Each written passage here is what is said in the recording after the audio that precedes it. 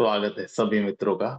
मन से मुक्ति मोक्ष है इस पुस्तक के आज हम तीसरे चैप्टर में हैं। चैप्टर का नाम है मन के संसार भांति भांति के। तो भगवान कहते हैं कि मैं यदि पूछूं तुमसे कि संसार कहाँ है तो तुम दसों दिशाओं को बताओ, लेकिन संसार वहां नहीं है, वहां तो परमात्मा है। तो शायद तुम भीतर भी बताओ, 11वीं दिशा में बताओ, वहां भी संसार नहीं है, वहां भी परमात्मा है। वास्तव में बाहर भी वही है, भीतर भी वही है। फिर संसार कहाँ है? बाहर और भीतर के मध्य, जिसे हम मन कहते हैं। सारा संसार वही है। मन तो बाहर है, और मन न तो बाहर है और न तो भीतर है। मन बाहर और भीतर के मध्य खड़ी दीवार है, और सारा संसार मन का ही विस्तार है। जो तुम्हें दिखाई पड़ता है वह वही नहीं है जो है। तुम्हें वही दिखाई पड़ता है जो तुम्हारी कामना, तुम्हारी वासना चाहती है। तुम्हारी चाह में सब रंग जाता है, तुम्हारे राग में सब रंग जाता है। और तुम वही देख पाते हो जो तुम्हारे भीतर की कामना तुम्हें दिखाती है। तुम्हारा देखना शुद्ध नहीं है, तुम्हारी दृष्टि निर्मल नहीं है, विकार से भरी है। विकार का इतना ही अर्थ है कि तुम दर्पण की तरह खाली नहीं हुए हो, कि वही दिख जाए जो है। तुम्हें वही दिखाई पड़ता है जो तुम प्रक्षेप करते हो। कहीं सौंदर्य दिखाई पड़ता है, कहीं तुम्हें कुरूपता दिखाई पड़ती है, कहीं तुम्हें लाभ दिखाई पड़ता है, कहीं तुम्हें हानि दिखाई पड़ती है। ये सब तुम्हारी धारणाएं हैं, ये तुम्हारी वासनाएं हैं। शुद्ध सत्य सब तरह मौजूद है, बाहर और भीतर। पर मन को पर मन सबको रंग डालता है। मैंने सुना है कि मुल्ला नसरुद्दीन एक दफ्तर में नौकर था। बूढ़ा आदमी, 70 साल, लेकिन पुराना नौकर। इसलिए दफ्तर ने उसे जारी रखा था। बहुत लोग थे दफ्तर में काम करने वाले, पुरुष थे, स्त्रियां थी। और स्त्रियों के संबंध में पुरुषों में अक्सर एक मजाक चलता रहता है। एक सुंदरतम स्त्री थी दफ्तर में। सावन का महीना आया तो उसने मुल्ला नसरुद्दीन को कहा कि मुल्ला साहब, यहाँ और तो कोई दिखाई नहीं पड़ता कि जिसे मैं राखी बांधूं, और मेरा कोई भाई भी नहीं है। बस आप ही एक सरल मूर्ति दिखाई पड़ते हैं। तो परसों राखी का त्योहार आता है, मैं आपको राखी बांधूंगी। लेकिन ध्यान रहे, 21 रुपये और साड़ी आपको देनी पड़ेगी। अब नसरुद्दीन थोड़ा चिंतित हुआ। माथे पर चिंता की रेखा आई। तो शायद उस स्त्री ने सोचा कि 21 रुपया या साड़ी महंगी मालूम पड़ती है। उसने कहा कि नहीं नहीं, उसकी फिक्र मत करिए, मैं तुम्हें मजाक कर रही थी। नसरुद्दीन ने कहा कि सवाल ये नहीं है, आप गलत समझी हैं। 21 की जगह 42 रुपये ले लेना, एक साड़ी की जगह 2 साड़ी ले लेना, लेकिन कम से कम रिश्ता तो मत बिगाड़ो। अब भीतर मन है, उसके अपने राग है, उसके अपने रंग हैं। दूसरे को तो दिखाई नहीं पड़ते हैं, तुम्ही को दिखाई पड़ते हैं। तुम्हारा मन दूसरे को दिखाई कैसे पड़ सकता है? तुम किस दुनिया में रहते हो वह किसी को भी पता नहीं चलता। तुम थोड़े से भरो तो तुम्हें पता चलना शुरू होगा। और तुम्हारा मन सारी चीजों को रंग डालता है। किसी को तुम कहते हो मेरा अपना, किसी को कहते हो पराया, किसी को मित्र, किसी को शत्रु। पर कौन मित्र है, कौन शत्रु है? जो तुम्हारी वासनाओं के अनुकूल पड़ जाए वही तुम्हारा मित्र है। जो तुम्हारी वासनाओं के प्रतिकूल पड़े वह तुम्हारा शत्रु है। कोई अच्छा लगता है, कोई बुरा। किसी के तुम पास होना चाहते हो, किसी से तुम दूर होना चाहते हो। पर ये सब तुम्हारे मन का ही खेल है। चेखोव रूस का एक बहुत बड़ा लेखक हुआ। उसने अपने संस्मरणों के आधार पर एक कहानी लिखी। उसके मित्र का लड़का कोई 10 साल पहले घर से भाग गया। मित्र धनी था, लेकिन ऐसे अक्सर धनी होते हैं, वैसे ही ये महाकृपण था।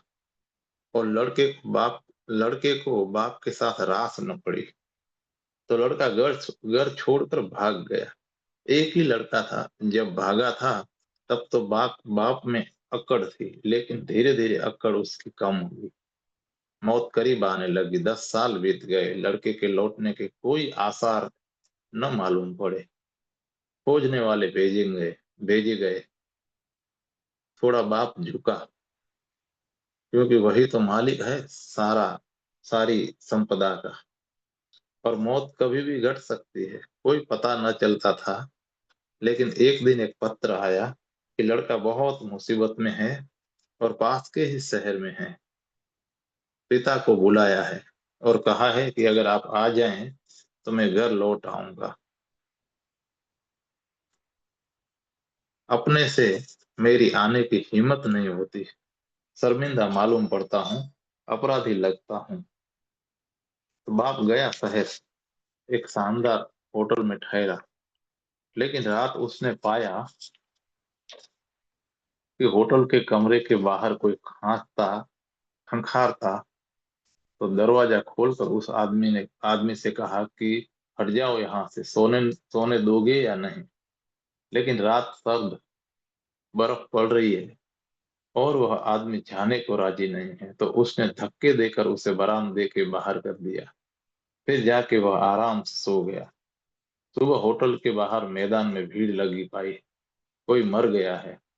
तो वह भी गया देखने। कपड़े तो वही मालूम पड़ते हैं जिस आदमी को रात उसने बरामदे से निकाल दिया था।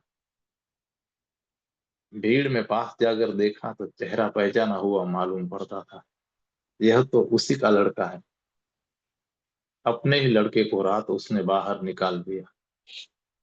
मन को पता न हो कि वह अपना है। मन को पता न हो कि वह अपना है तो अपना नहीं है।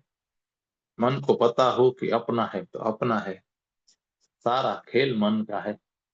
क्षण भर पहले कोई मतलब न था। यह आदमी मरा पड़ा था, भीड़ लग गई थी। लेकिन क्षण भर बाद अब बाप छाती पीट कर रो रहा है कि मेरा लड़का मर गया। और अब यह पीड़ा जीवन भर रहेगी, क्योंकि मैंने ही मारा। खेल सारा मन का है। और अभी सिद्ध हो जाए, कोई दूसरा आदमी आ जाए और कहे कि यह लड़का मेरा है, तुम्हारा नहीं, तुम भूल में पड़ गए, तुरंत आंसू सूख जाएंगे, प्रफुल्लता वापिस लौट आएगी। क्षण भर में सब बदल जाता है। मन का भाव बदला कि सब बदला। चेखव ने एक और कहानी भी लिखी है कि दो पुलिस वाले एक राह से गुजर रहे हैं और एक कुत्ते ने एक आवारा आदमी को काट लिया है। कुत्ता भी आवारा है और उस आदमी ने उसकी टांग पकड़ ली है। और होटल के पास भीड़ लगी है और लोग कह रहे हैं कि इसको मार ही डालो। यह दूसरों को भी सता चुका है, पता नहीं शायद पागल हो। यह कुत्ता एक उपद्रव हो गया है इस इलाके में। पुलिस वाले भी दोनों उस भीड़ में खड़े हो गए। उनमें से एक बोला कि खत्म ही करो, क्योंकि हमको भी रास्ते पर चलने नहीं देता। कुत्ते सदा कुछ के खिलाफ हैं। सन्यासियों, पुलिस वालों, पोस्टमैन, जो भी किसी तरह का यूनिफॉर्म पहनते हैं, उनके वे खिलाफ हैं। तो एकदम नाराज हो जाते हैं। हमको भी ये रात को चलने नहीं देता, भौंकता है, उपद्रव मचाता है, इसको मार ही डालो। तभी दूसरे पुलिस वाले ने गौर से कुत्ते को देखकर कहा कि सोच कर करना, यह तो पुलिस इंस्पेक्टर जनरल का कुत्ता मालूम पड़ता है, यह आवारा नहीं है। मैं भली भांति इसको पहचानता हूँ। अब सब रंग बदल गया। तो पुलिस वाला जो कह रहा था कि मार डालो, झपटा उस आवारा आदमी पर और कहा कि तुमने उपद्रव मचा के रखा है, ट्रैफिक को रोक कर रखा है। छोड़ो छोड़ो इस कुत्ते को। जानते हो यह कुत्ता किसका है, कितना मूल्यवान है। कुत्ते को उठाकर उसने कंधे पर रख लिया और उस आवारा आदमी का हाथ पकड़कर कहा कि चलो पुलिस थाने। तभी दूसरे पुलिस वाले ने फिर से कहा कि नहीं नहीं, भूल हो गई, यह कुत्ता इंस्पेक्टर जनरल का नहीं है, क्योंकि उसके माथे पर तो काला चिन्ह है, इसके माथे वह चिन्ह नहीं दिख रहा है। तुरंत कुत्ता फेंक दिया गया।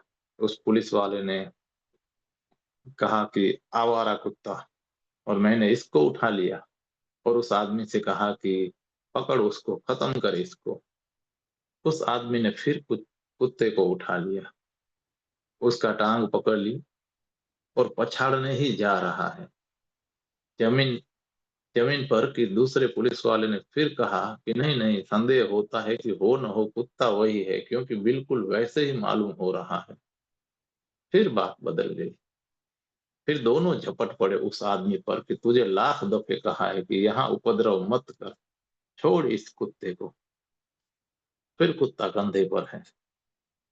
ऐसे वह कहानी चलती है, वह कई दफा बदलती है, और सारी जिंदगी ऐसी कहानी है। मेरा तो सब बदल जाता है, तेरा सब बदल जाता है, और जगत वही का वही है। न आकाश तुम्हारा है, न तारे तुम्हारे हैं, न नदी पहाड़ तुम्हारे हैं, न व्यक्ति तुम्हारे हैं। भला तुमसे पैदा हुए हो तो भी तुम्हारे नहीं है। न कोई अपना है न कोई पराया, अगर सब हैं तो परमात्मा के हैं। अगर सब में कोई है तो परमात्मा है। मेरा और तेरे का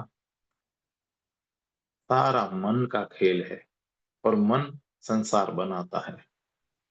फिर ध्यान रखना कि तुम सोचते हो शायद एक संसार है जिसमें हम सब रहते हैं, तो तुम गलती में हो। यहाँ जितने मन है उतने ही संसार हैं, यहाँ जितने लोग हैं उतने ही संसार हैं। और एक एक आदमी के भीतर भी एक ही और एक आदमी के भीतर भी एक मन तो और एक एक आदमी के भीतर भी एक ही मन होता तो आसानी थी, पर एक एक आदमी के भीतर अनेक मन है। सुबह तुम्हारा मन कुछ और है, दोपहर कुछ और है। सुबह तुम अपनी पत्नी के लिए मरने के लिए तत्पर थे कि तेरे बिना क्षण भर नहीं जी सकूंगा, दोपहर कहते हो कि तेरे साथ न जी सकूंगा। सांझ फिर हवा बदल जाएगी, मौसम बदल जाएगा। सांझ फिर तुम बड़े प्रेम से पत्नी के पास बैठे हो, जैसे पुलिस वाला तुम्हारे कान में बार बार दोहराए जा रहा है कि यह अपनी है। फिर कहता है कि नहीं है, फिर कहता है अपनी है, दुश्मन है। इससे तो उपद्रव खड़ा हो गया है। पूरे वक्त तुम्हारा मन कुछ न कुछ कहे जा रहा है, और मन भी एक नहीं है, तुम्हारे भीतर अनेक है। महावीर ने कहा है कि मनुष्य बहुत चित्तवान है, वह पॉलीसाइकिक है। एक ही मन होता तो हल भी कर लेते, हजार मन है। इसलिए तुम्हें कुछ भी भरोसा नहीं है कि तुम किसकी मान कर चलो। तुम्हारे भीतर कोई एक आवाज नहीं है, हजार आवाजें हैं। सभी का मिश्रित कोलाहल है। एक बाजार हो तुम, एक भीड़ हो, तो एक एक आदमी के भी बहुत संसार हैं। और फिर इतने लोग हैं इस जमीन पर, इन सब के संसार हैं। सत्य दिखाई पड़ेगा तो एक होगा, असत्य व्यक्तिगत होते हैं, सत्य सार्वजनिक होता है। सत्य यूनिवर्सल है, सार्वभौम है। तुम्हारा सत्य और मेरा सत्य अलग नहीं हो सकता है।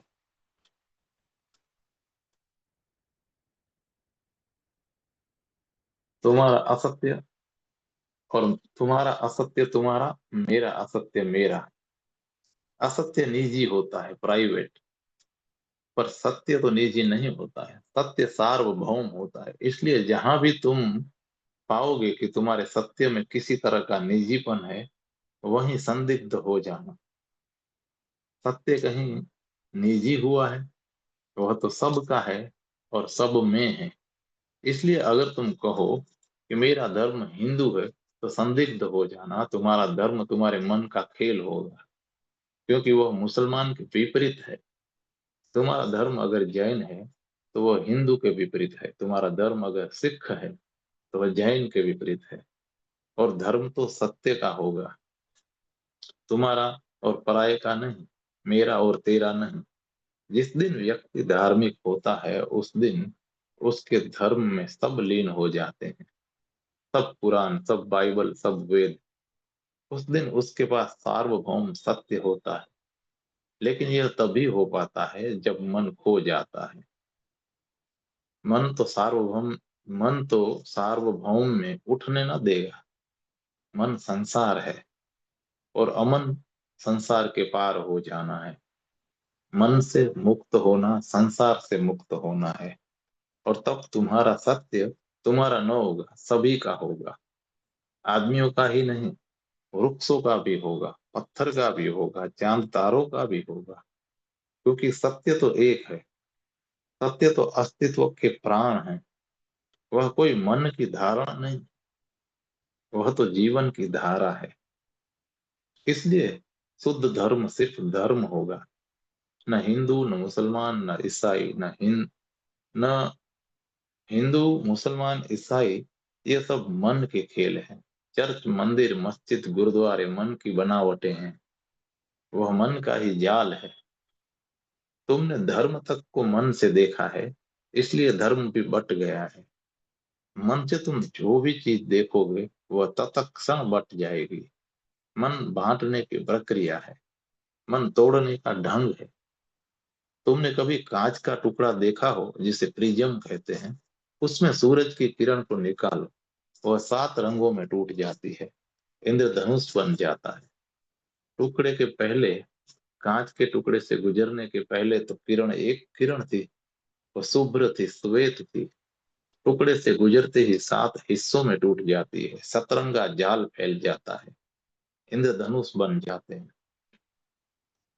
यह मन कांच का टुकड़ा है, प्रिज्म है। जीवन चेतना की किरण कांच के इस टुकड़े में से निकलकर, जीवन चेतना की किरण कांच के इस टुकड़े से निकलकर 7 रंगों में टूट जाती है। उसका श्वेतपन खो जाता है, उसकी निर्दोषता, सरलता, कुंवारापन हो जाता है। फिर 7 रंग हो जाते हैं। संसार यानी 7 रंग। संसार यानी मन के द्वारा देखा गया सत्य। संसार यानी धारणाओं, वासनाओं, कामनाओं के पद के पीछे से झांका गया परमात्मा। मन भ्रांति है और मन की भ्रांति से संसार की विराट भ्रांति पैदा होती है। मन न तो भीतर है, क्योंकि भीतर तो परमात्मा है, और मन न बाहर है, क्योंकि बाहर भी परमात्मा है। तो मन दोनों के बीच में है। मन को हम क्या कहें? हिंदुओं ने उसे माया कहा है। माया शब्द समझने जैसा है। माया का मतलब झूठ नहीं होता। माया का मतलब भ्रम नहीं होता। माया का मतलब होता है सच और झूठ के बीच, भ्रम और यथार्थ के बीच। मन को बिल्कुल झूठ भी तो नहीं कह सकते, क्योंकि वह है। और कितनों जन्मों से तुम्हें वह भटका रहा है। झूठ कैसे भटका सकता है अगर होता ही नहीं? बिल्कुल न होता तो इतना विराट संसार जो तुम अपने चारों ओर निर्मित कर लेते हो, उसे कैसे निर्मित कर लेते? मन तो है, नहीं है ऐसा कहना तो उचित न होगा। लेकिन परमात्मा जैसा है ऐसा कहना भी उचित न होगा, क्योंकि शाश्वत नहीं है, क्योंकि वह क्षणभंगुर है। बनता है, मिटता है, फिर बनता है, फिर मिटता है। सागर की तरह नहीं है, बुलबुले की तरह है। बुलबुला उठता है, फूटता है, बनता है, मिटता है। और बुलबुले बुलबुले से अगर तुमने संसार को देखा तो तुम न तो बाहर जीते हो न भीतर जीते हो। वह तो एक ही चीज है, बाहर और भीतर। तुम मध्य में जीने लगते हो। यह जो मध्य की दशा है सपने जैसी है। सपना होता तो है, अन्यथा तुम देखते कैसे? किसी रात सुबह उठकर तुम कहते हो कि आज कोई सपना नहीं देखा। और किसी रात कहते हो कि आज सपने देखे। सपना था तो देखा है, याद भी करते हो, बता भी सकते हो, थोड़ी याददाश्त है कि ऐसा ऐसा हुआ था सपने में, है ये पक्का है। लेकिन सुबह जागकर भी ये पता चलता है कि नहीं भी है। सपना बड़ी बेबूझ पहेली है कहो तो गलत, नहीं कहो तो भी गलत। कुछ ऐसा है कि जैसा नहीं भी, और कुछ ऐसा नहीं है कि जैसा है भी। मध्य में है, आधा आधा है। आधा सच है, आधा झूठ है। थोड़ो से थोड़े से गुण उसमें सच्चाई के हैं, क्योंकि देखा गया है, और थोड़े से गुण उसमें असत्य के हैं, क्योंकि वह पाया नहीं गया है।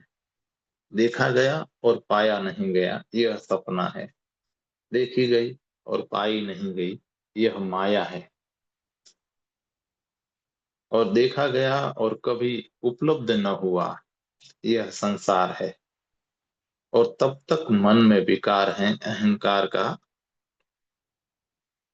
मन में विकार है वासना का, मन में विकार है, तब तक संसार है। मन का विकार ही संसार है, और मन की विकृत दशा तुम्हारे संसार का मूल आधार है।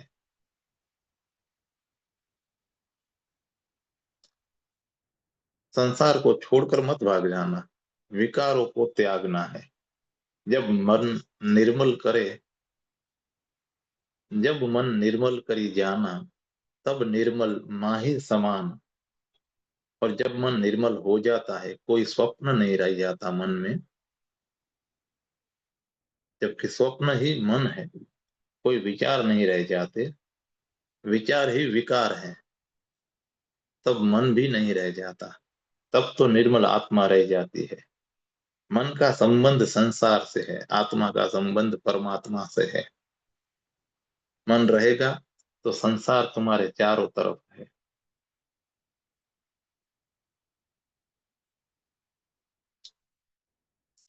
तुम जैसे हो वैसे ही संबंध हो सकेगा, क्योंकि समान का मिलन होता है।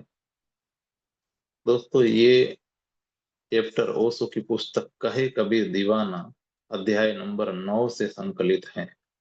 अब हम आगे की चैप्टर की तरफ बढ़ते हैं। चैप्टर नंबर 4 है,